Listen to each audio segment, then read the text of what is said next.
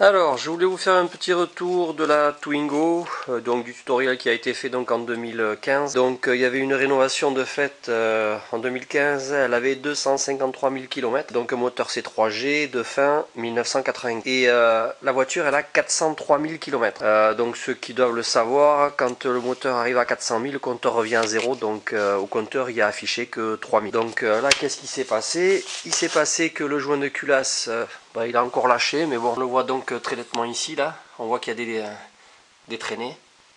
Et on le voit très bien aussi de l'autre côté. Alors ce qui est un peu traître, c'est que en fait, c'est carrément caché derrière. Là on le voit très nettement ici, là.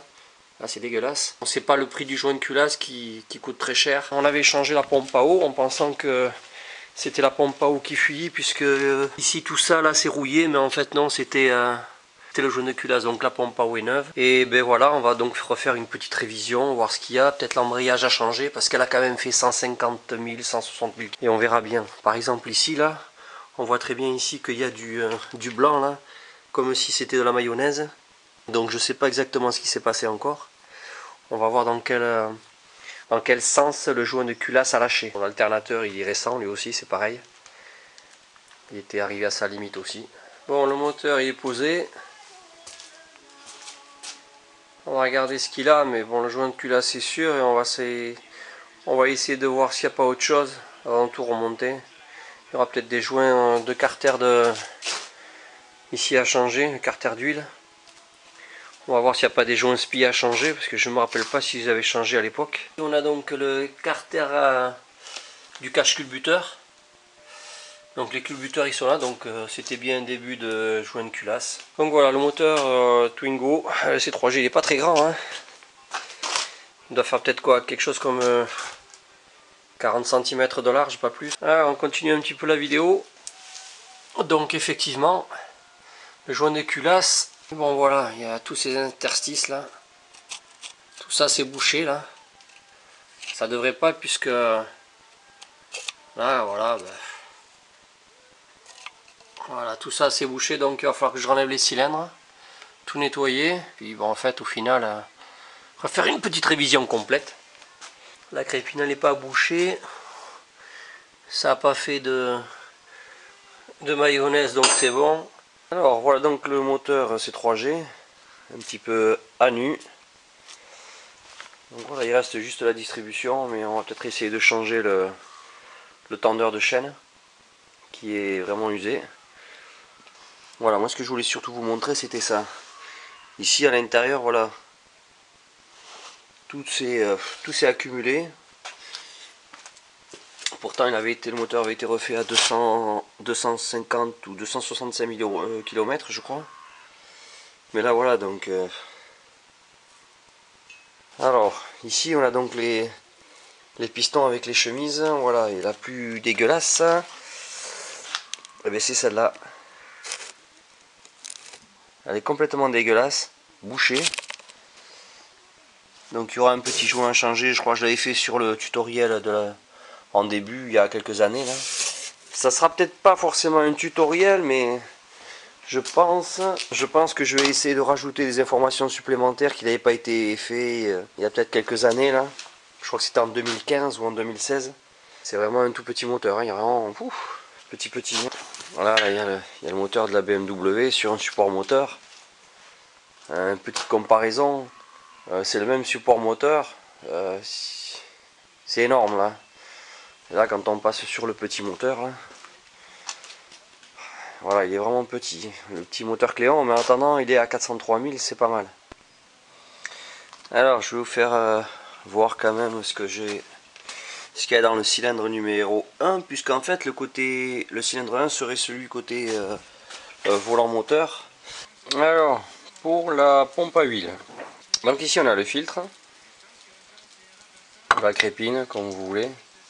Là, on a donc le corps de pompe à huile, donc avec l'axe, parce qu'en fait on va y mettre donc celle-là, et celle-là est traversante, donc l'orifice qui va jusque derrière. Donc le montage il se fait sans joint, que ce soit en haut ou en bas. Ça c'est comme une sorte de clapet de décharge qui se monte donc ici. Alors on va passer donc au montage de la pompe. Alors comme je disais, alors toujours le même principe, toujours un petit peu d'huile. De toute façon c'est la pompe à huile, ça va pas lui faire de mal. Alors,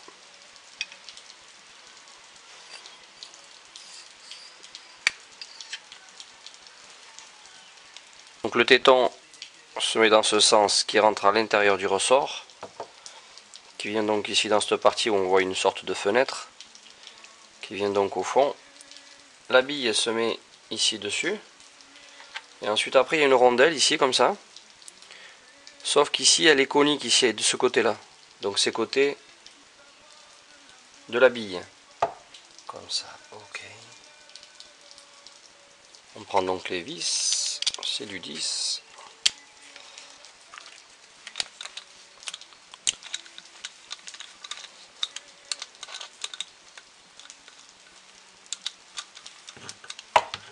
Donc la pompe à huile en fait, elle est comme ça sur le carter, dans le carter d'huile, puisqu'ici ça vient dessous.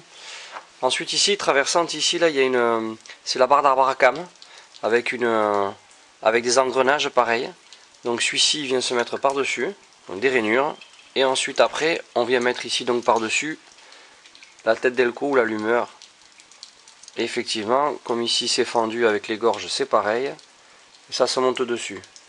Par contre, il y a une petite particularité, c'est qu'en fait ici ce n'est pas axé, c'est pas pile dans l'axe, c'est désaxé. Donc là on voit bien qu'on est pile dans l'axe, et si on le retourne à 180 degrés, ça va être décalé. On le voit très légèrement, mais c'est décalé. Donc en fait il n'y a qu'un seul sens de montage. Le répartiteur avec l'allumeur là. Plus tard, mais tu as une fourchette ici qui maintient le tout là. Alors donc là on va passer au nettoyage des chemises de piston. Voilà ce qui s'accumule. Et encore ça c'est... Bon voilà, une fois nettoyé, il y a juste à gratter avec une lame de cutter et puis nettoyer avec du gasoil. Ici on a donc la pochette de tous les joints, quasiment, sauf le joint de carter d'huile qu'il n'y a pas. Mais en fait celui-là là, cette pochette en fait c'est deux pochettes en une. Alors le montage du joint spi il est monté, il est là, couleur marron.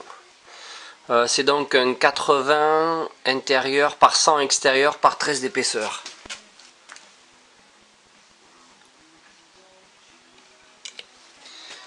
Ok.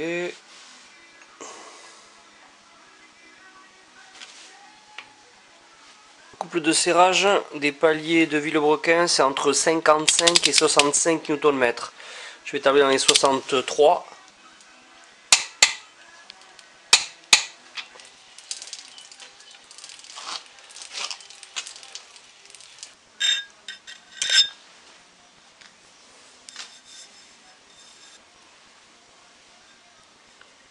Donc le joint est très fin, très rond, petit. Il sert à faire étanchéité donc entre l'huile du carter d'huile et donc l'eau qui circule ici entre la chemise pour refroidir les cylindres. Alors sur le fût, on a un côté qui est plutôt ici plus large et plus petit sur le côté, le mets-plat. Donc par convention, je pense que c'est comme ça. Le plus petit côté il va ici à droite. Ensuite on a un large, un milieu ici, les milieux se rejoignent, un petit, là grand et le petit sur le côté.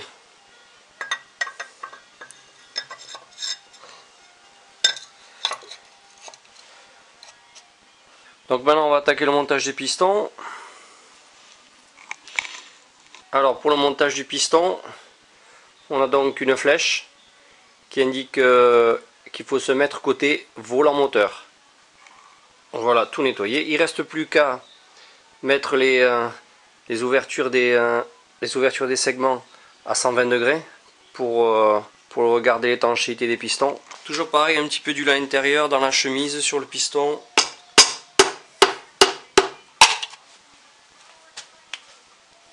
Il faut toujours ici mettre de l'huile sur le coussinet de la bielle, le Villebrequin.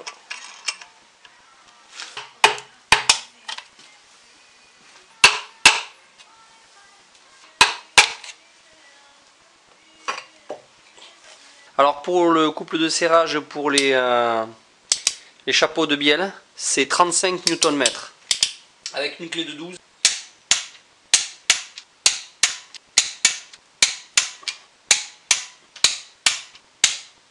Bon, on va s'occuper donc de la culasse. Donc ici on a donc le joint de culasse qui est ici. Est-ce qu'il va vouloir sortir entier? Oui, nickel. Alors là ici j'ai démonté donc la rampe culbuteur. Bon, je vais nettoyer un petit peu tout ça parce qu'il y a beaucoup d'huile assez épaisse dedans. Donc du coup on va s'assurer que par exemple ici tous les orifices ils sont pas bouchés parce que c'est quand même eux qui lubrifient l'intérieur ici là. Ça et on va aussi un peu nettoyer un peu l'axe parce qu'apparemment ça a laissé des traces. Alors ce qu'il faut donc savoir suite au nettoyage, c'est que donc tous ces orifices là ici sont communicants. Par contre ce qui est certain c'est que ça passe pas de chaque côté. Donc en fait l'huile arrivant par le milieu ici vient lubrifier donc les paliers on va dire des culbuteurs. Donc là il faut vraiment s'assurer que c'est pas bouché parce que là c'était le cas. Et ensuite il faut encore vérifier aussi donc sur les culbuteurs. Il y a un orifice ici là. Voilà. Et lui il faut donc aussi s'assurer qu'il n'est pas bouché, ainsi que sur le... Ici c'est pareil. Il y a un orifice là. Il faut être... Bon là je vous ai épargné donc le rodage des soupapes. Donc la surface est bien grise et pas brillante. Donc voilà, la culasse elle est prête, le rodage il est fait, le nettoyage culbuteur, la rampe culbuteur c'est ok. Alors, on prend une douille de 8 qui vient faire juste le tour complet. Alors pour les joints de queue de soupape, ils ne sont posés que sur les admissions d'air et pas sur l'échappement. Donc en définitive il n'y en a que 4. Alors je vais vous montrer donc le montage d'une soupape. Il y a donc ici une bague qui vient juste en dessous là, qui vient à l'intérieur. C'est donc celle d'échappement. Elle a donc ici deux griffes là, enfin deux gorges.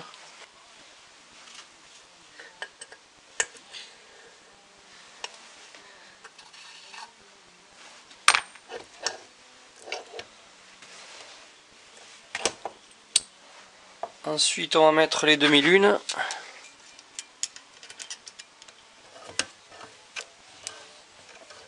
Et voilà, une fois que c'est décomprimé. Alors pour le montage de la rampe de culbuteur, ici on a donc deux tiges filetées, puisqu'après il y aura ici deux vis qui vont venir ici.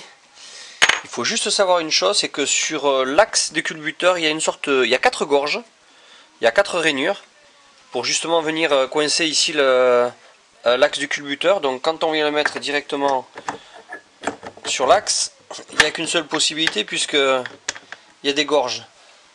Donc ensuite, c'est pareil, on monte les vis. Ici c'est du 11 et ces boulons là c'est du 13. Alors pour le couple de serrage des vis de palier de culbuteur, c'est entre 15 à 20 Nm.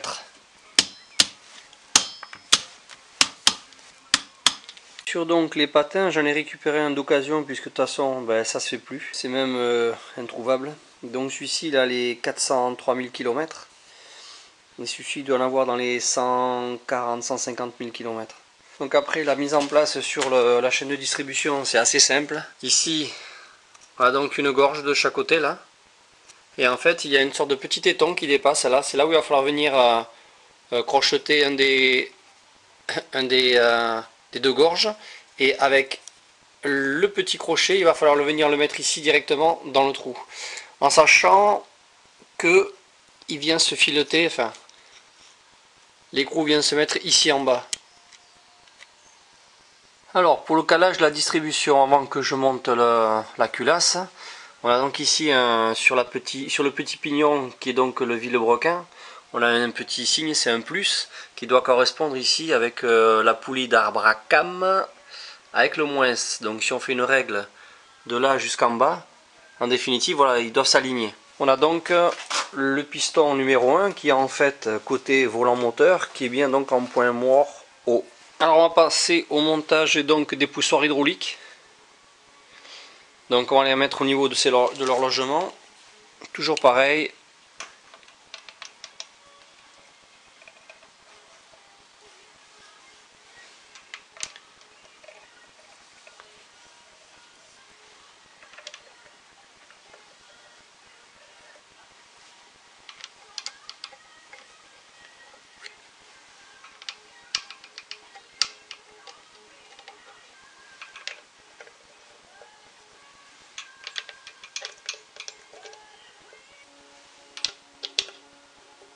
Alors ça c'est donc le jaune de culasse, la référence.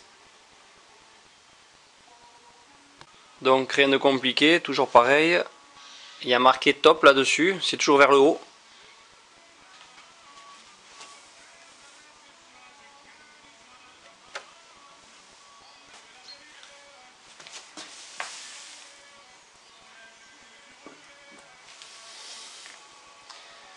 Tac.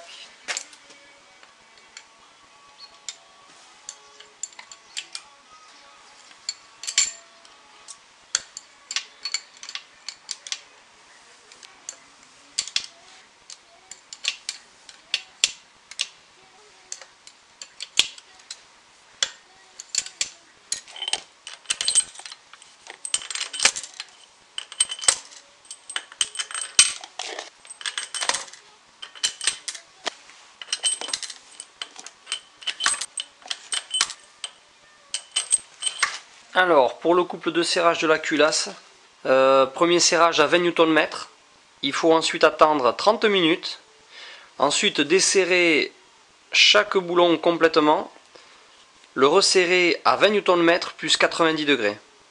Et l'ordre c'est en escargot. Je vais voir là si. Allez, premier serrage, 20 Nm.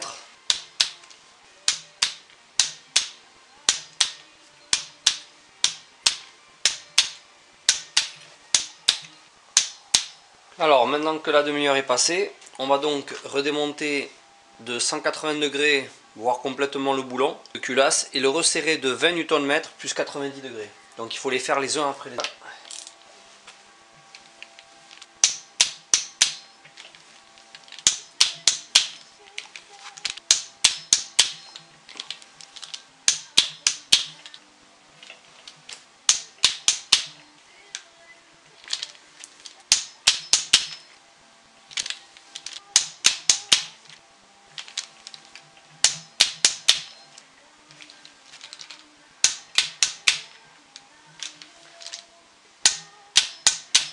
Alors maintenant on va attaquer donc l'angle de 90 degrés. Alors normalement il existe l'angle angulaire, la clé angulaire.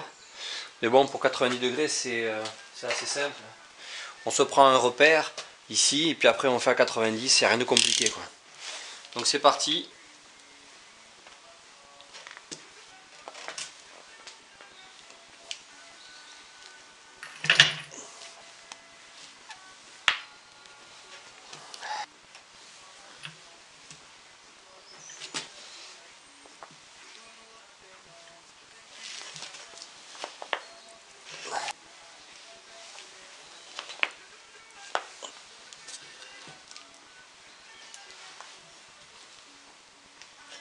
Alors maintenant on passe au montage de la pompe à huile. Donc il y a l'orifice qui vient là. Hop. Une là, une derrière, une là. Écrou de 10. Alors dessus il n'y a pas de joint.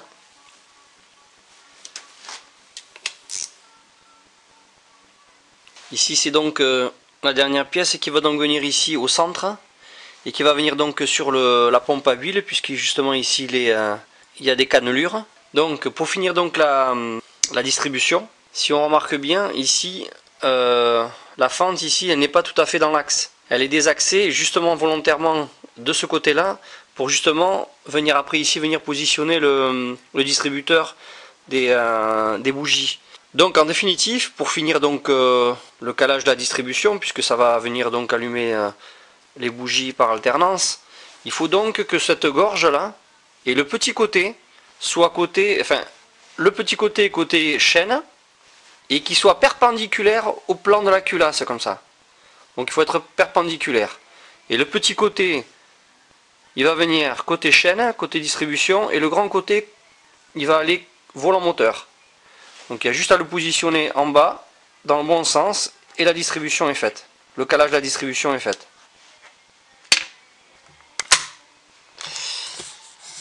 Voilà ce que ça donne donc. Voilà ce que ça donne donc vu de dessus. Donc là c'est pareil, il faut le positionner en face.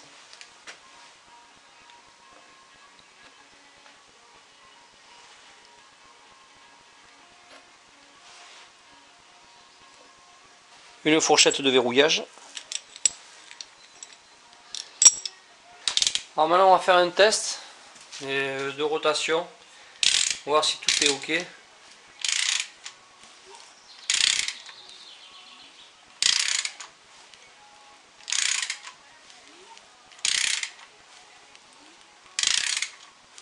Alors on va donc remplacer le joint SPI.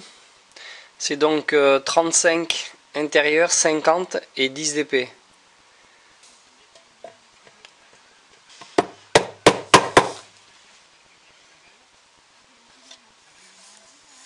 Le joint ici du carter de distribution. C'est donc un joint qui vient donc là.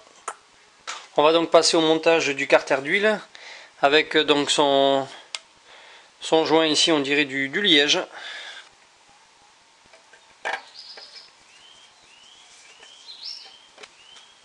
C'est des vis de 10.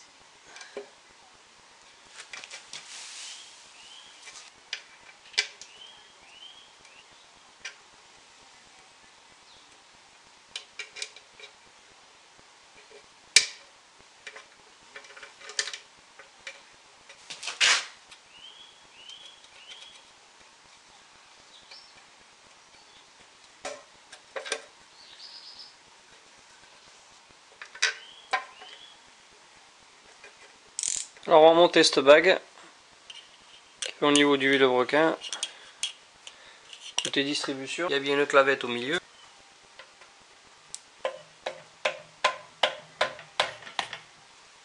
Alors maintenant on va donc passer au changement du joint du carter d'huile.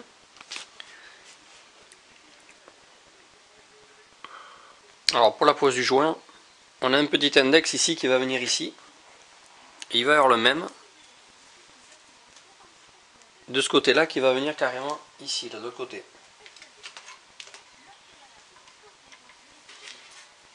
Alors le carter d'huile donc il est tout propre, on va donc pouvoir le remonter.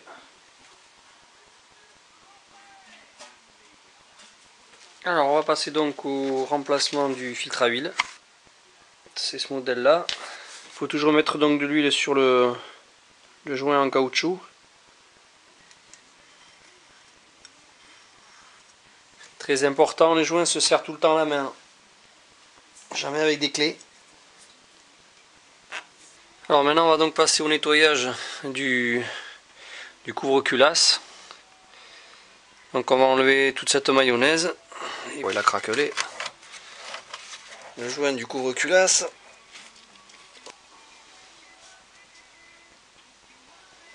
Donc il est devenu très rigide. Donc celui-là à jeter. Alors maintenant qu'on a donc fini de nettoyer le cache culbuteur,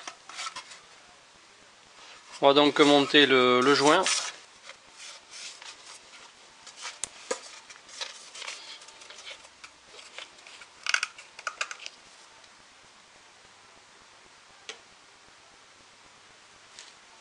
Il y a deux petites vis.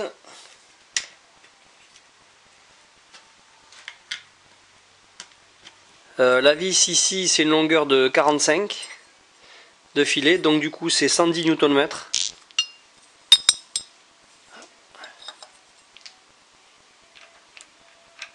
Alors pour le montage donc du volant moteur qui va donc recevoir l'embrayage, en fait il n'est pas indexé parce qu'il n'y a pas de téton d'indexation, il n'y a rien.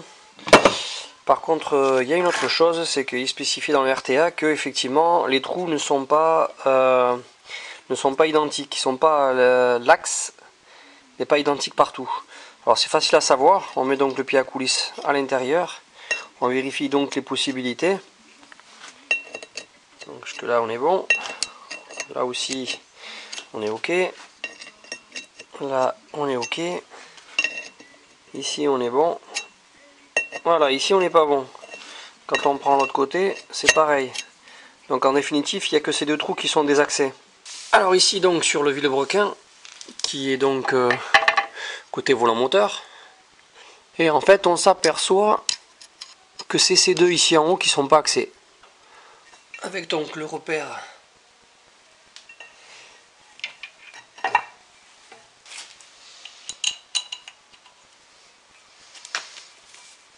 alors pour le couple de serrage du volant moteur, les vis c'est 50 Nm.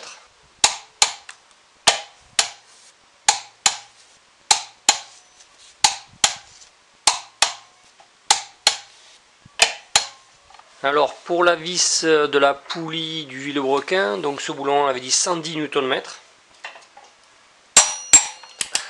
Alors on va passer ici au montage du CM bloc moteur gauche ou droit en partant à l'intérieur.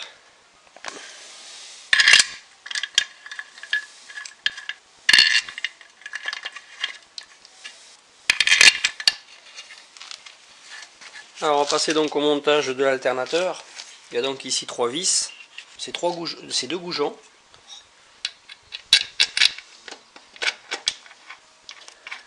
Avec deux boulons de 13.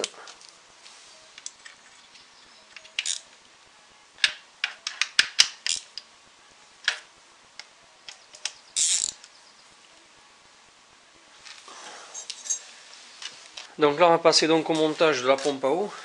Ici on va mettre donc un joint neuf qui vient donc ici.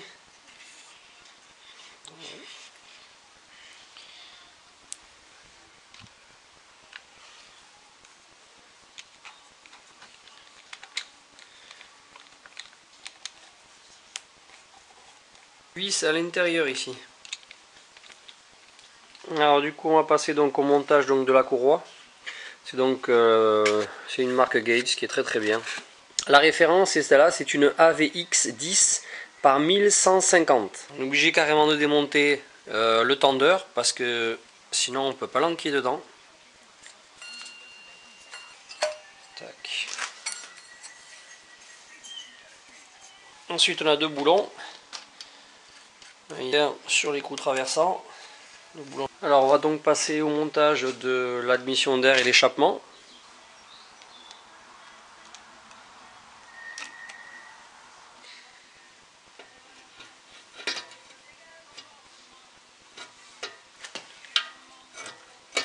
Donc là la boîte de vitesse elle est nettoyée. Donc on voit bien ici donc le capteur de recul avec donc ici le sélecteur de vitesse. Ici en bas donc on a donc le tachymètre. Alors moi la tête est plutôt vers le haut. Ici c'est le remplissage de la boîte de vitesse et pour la vidange c'est celui-ci là. Avec donc l'année de la boîte ici on est bien en 1995 et avec le rapport. Alors on va donc remplacer donc l'embrayage complet, donc avec le diaphragme, l'embrayage et la butée. La référence c'est celle-là de chez Valeo. Alors pour l'embrayage, si vous regardez bien, il y a une partie ici là qui est moins enfoncée que l'autre, ici davantage. Ici là, donc ce côté là on va le mettre côté intérieur et ensuite après le diaphragme. Donc ensuite c'est assez simple, il y a trois indexations là qui viennent directement s'indexer.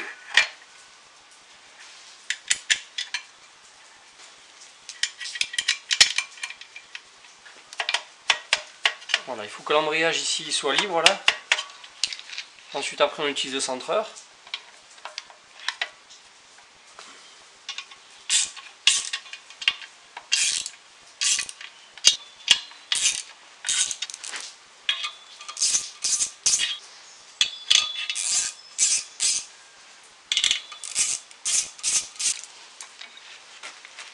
Alors pour le couple de serrage c'est 25 Nm.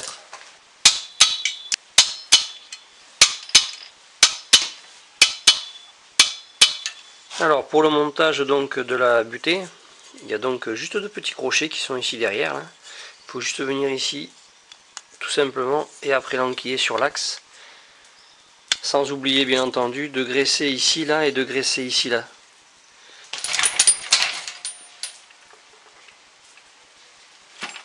Voilà.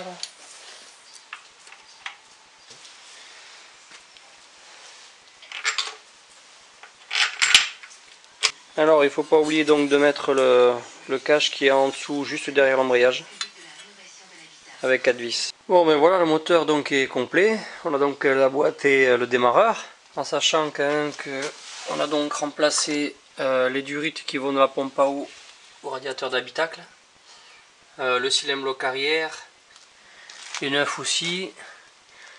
Et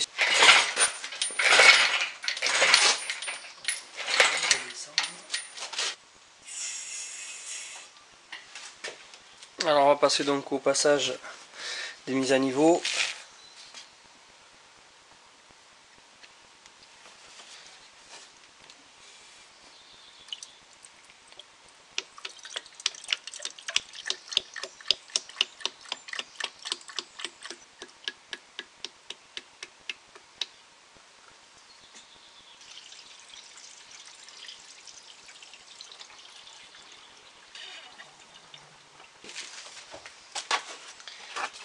Et reparti.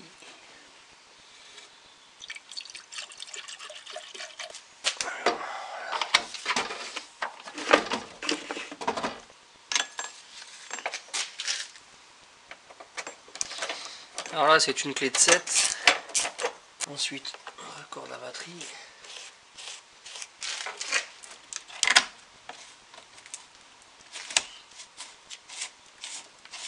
Bon ben allez, on va passer au premier test d'allumage. C'est parti.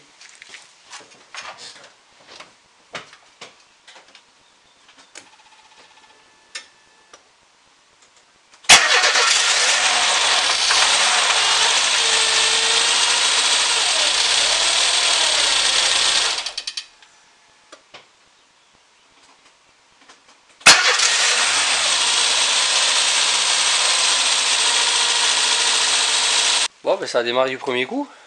Parfait. Je vais la sortir et faire un tour. Allez, c'est parti, un essai routier. Bon ben voilà, elle tourne. Très bien. Donc voilà, une réflexion à 403 000 km. On va regarder ça à l'intérieur. Bon, il pleut, c'est dommage. Et voyons voir. Voilà, c'est pas 3600 km, mais 403 603 km.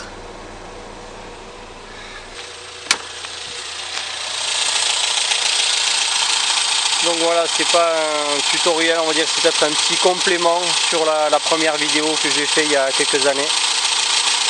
Donc voilà, il faut un petit rodage. Il y a un petit peu de fumée parce qu'il y a de la graisse à base de cuivre, donc c'est normal. Puis voilà, avec un réservoir de liquide refroidissement neuf.